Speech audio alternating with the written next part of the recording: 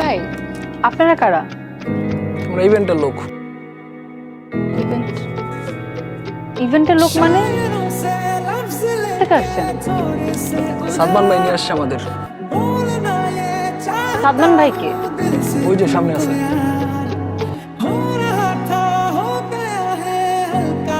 এই যে, আপনি কি সাদমান ভাই? ওই যে সামনে। এই যে ভাই, এই যে দাদা সাদমান সাহেবকে? উনি তো সামনে আছে।